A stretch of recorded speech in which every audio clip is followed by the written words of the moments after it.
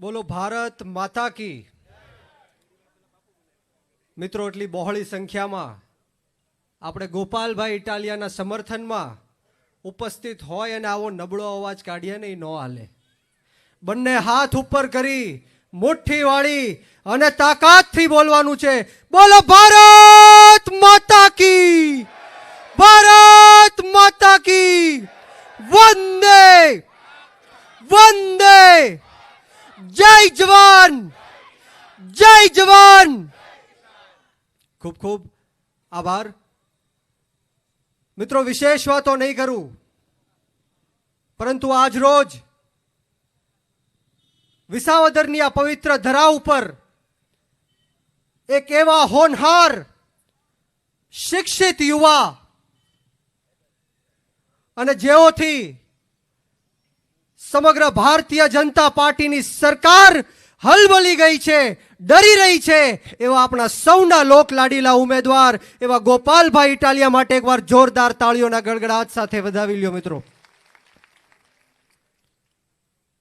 મિત્રો ઘણી બધી વાત કરી નેતાઓએ, અને આ ભારતીય જનતા પાર્ટીના લોકો વિસાવદરની અંદર માહોલ બગાડવાનું કામ કરી રહ્યા છે। આમ આદમી પાર્ટી ઉપર આક્ષેપો કરી રહ્યા છે, ગોપાલભાઈ ઇટાલિયા ઉપર હુમલાઓ કરવાના પ્રયત્ન કરી રહ્યા છે।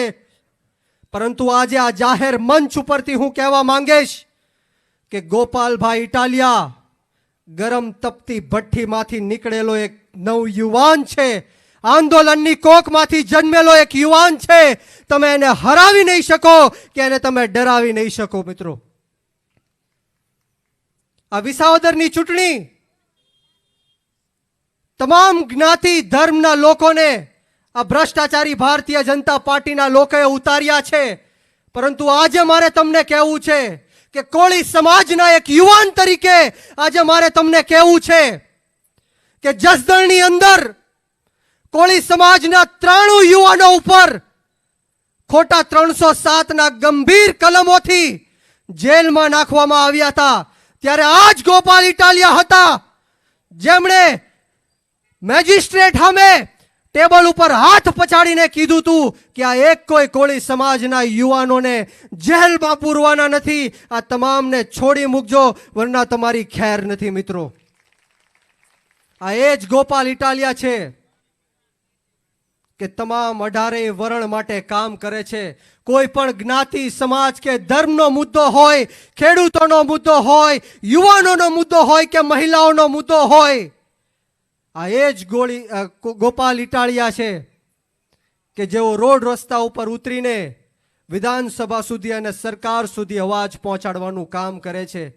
19 તારીખના રોજ પહેલું બટન ગોપાલભાઈ ઇટાલિયા અને ઝાડુનું બટન દબાવીને આપણે સવે ગોપાલભાઈ ઇટાલિયાને વિધાનસભા સુધી પહોંચાડવાના છે।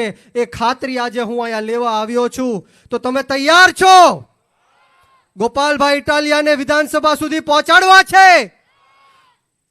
તો હું અહીંથી નારો આપીશ અને નારામાં તમારે સાથ પુરાવવાનો છે કે ગોપાલભાઈ તુમ આગે બઢો, ગોપાલભાઈ તુમ આગે બઢો,